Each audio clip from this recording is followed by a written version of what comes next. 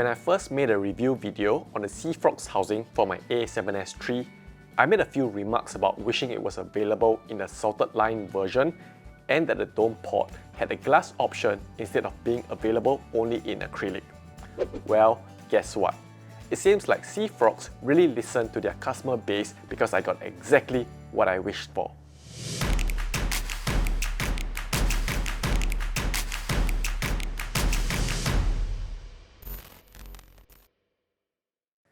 Hey guys, what's up? My name is Bernard and welcome to the channel. In today's video, I'll talk about the key differences between the salted line housing compared to their older version and other improvements I hope to see on future versions of their housings.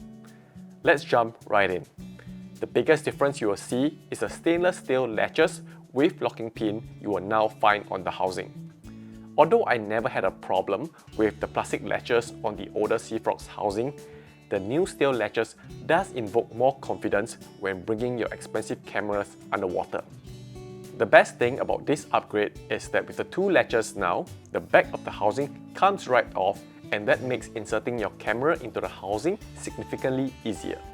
With the older housing, with the latch being only on one side, when you open the housing, it swivels to the side and your housing will topple over if you don't have a hand on it. That makes inserting your housing slightly cumbersome. Another notable upgrade to the salted line housing is the larger LCD window. This one is pretty straightforward. A bigger window means better visibility of your screen.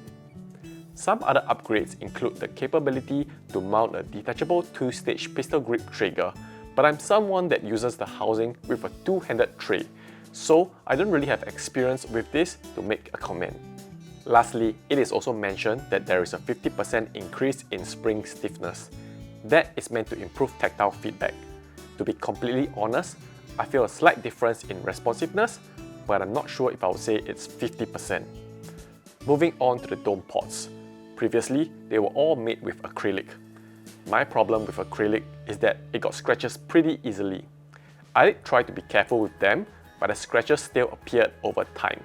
I'm going to have to use the glass dome ports for a longer period of time to see what happens, but on paper, they are supposed to be more scratch resistant.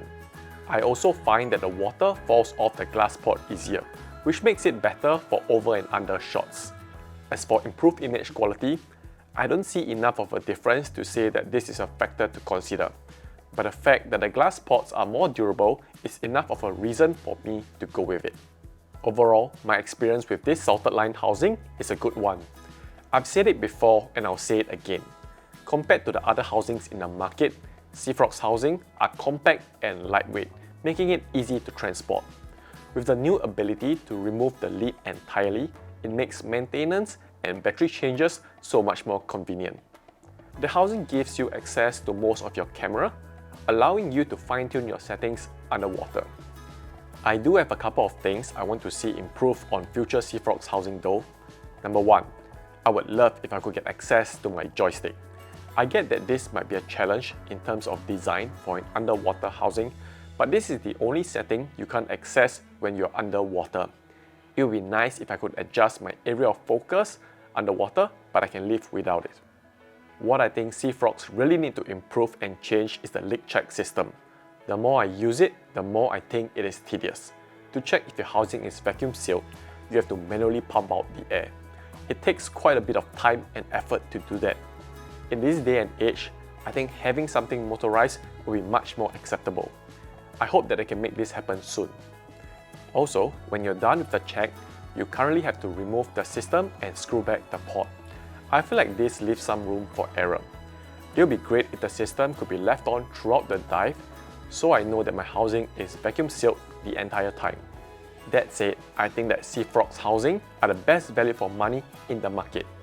I do not like the idea of spending too much money on the housing, and when I change my camera body in a year or two time, the housing is then useless.